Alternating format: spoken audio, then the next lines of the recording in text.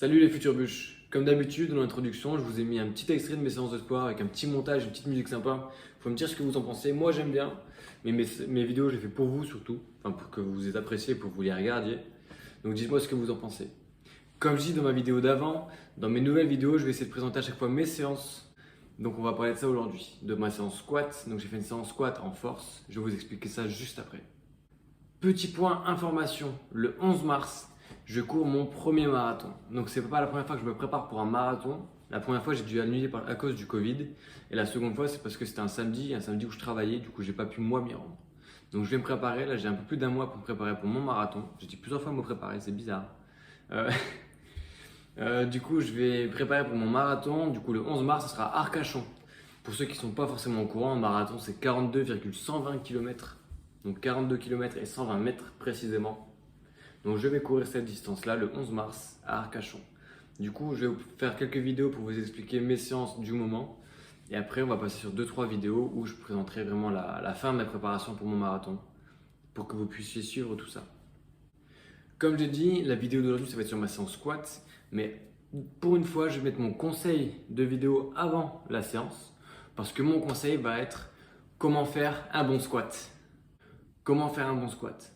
Tout d'abord, pour ceux qui ne savent pas ce que c'est un squat, ça ressemble à ça et ça s'appelle aussi une flexion de jambe. Le premier point à respecter pour faire un bon squat, c'est de trouver votre écartement de jambe. Vu que chaque être humain est différent, on ne peut pas tous faire un squat au pied serré et on ne peut pas tous faire un squat en sumo. Donc trouvez votre écartement de jambe avant de vouloir faire du squat. Et ensuite, un squat commence par une flexion de hanche. Même si ça s'appelle une flexion de jambe, la première chose à faire, c'est d'envoyer vos fesses vers l'arrière pour descendre correctement et avoir un squat équilibré. Ensuite, il faut descendre suffisamment bas pour que la ligne des hanches passe sous le niveau des genoux. Ensuite, il faut remonter. Les orteils doivent être pointés vers l'extérieur et les genoux doivent suivre l'alignement des orteils. Pensez à avoir un buste gainé pour éviter les blessures. Si vous voulez faire un squat avec une charge lourde, n'hésitez pas à trouver votre bon placement de barre en high bar ou en low bar. Et aussi à faire plusieurs fois l'exercice avant de vouloir commencer à le charger vraiment lourd. Habituez-vous d'abord au mouvement avant de vouloir le faire avec une charge extérieure. Si je m'entraîne en force, c'est pas parce que je me dis un marathon c'est trop facile. Au contraire, je vais mettre tous les efforts que je peux dans ma préparation du marathon et je mets aussi le maximum d'efforts que je peux dans mon renforcement en squat. Je veux avoir un squat fort parce que j'aime être polyvalent. Il y a un truc qui s'appelle en ce moment les hybrides athlètes. C'est des gens qui sont très forts et en même temps très endurants. Il y a par exemple Fergus, j'ai plus son nom parce que c'est un anglais.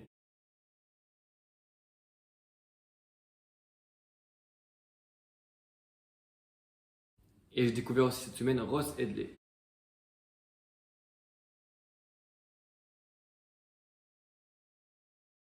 Donc c'est des mecs qui sont imposants physiquement, ils sont très forts et ils sont aussi très endurants. Et je veux faire partie de cette catégorie de personnes.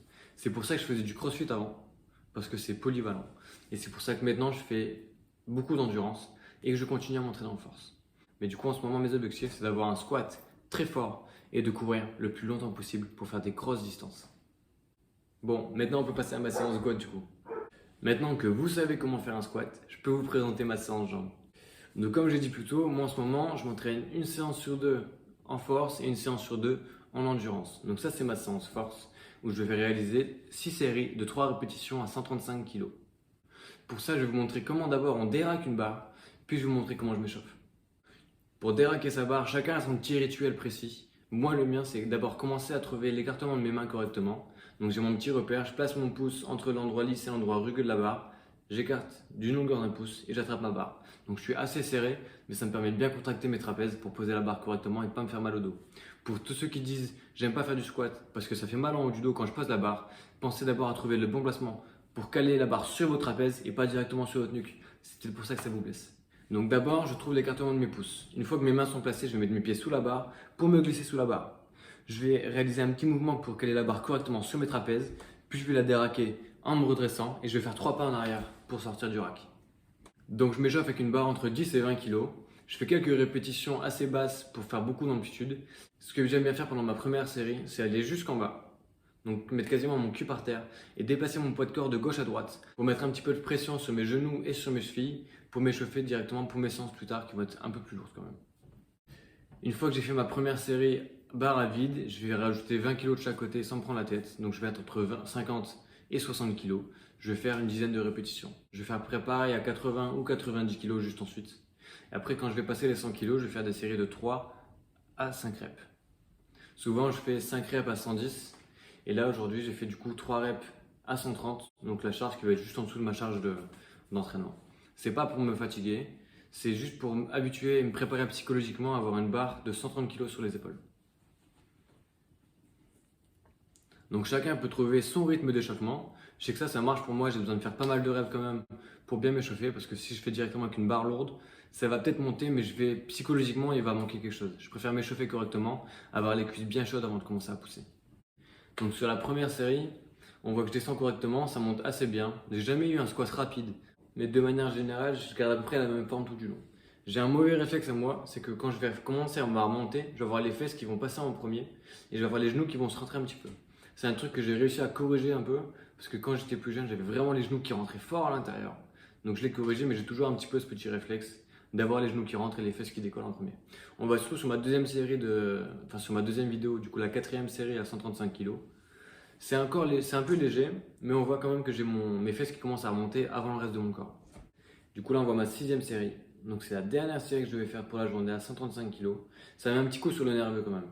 Donc si je remonte un peu plus doucement, c'est un peu à cause de la fatigue et un peu à cause, c'est la sixième série, donc je peux pas non plus remonter tout le temps à la même vitesse.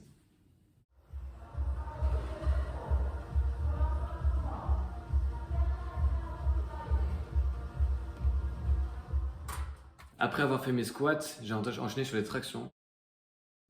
Donc j'ai commencé mes séries de traction par 3 séries de 5 tractions en chest to bar dynamique. Donc j'ai une prise pronation et je vais essayer de remonter et coller la barre contre mes pectoraux le plus vite possible pour chaque répétition.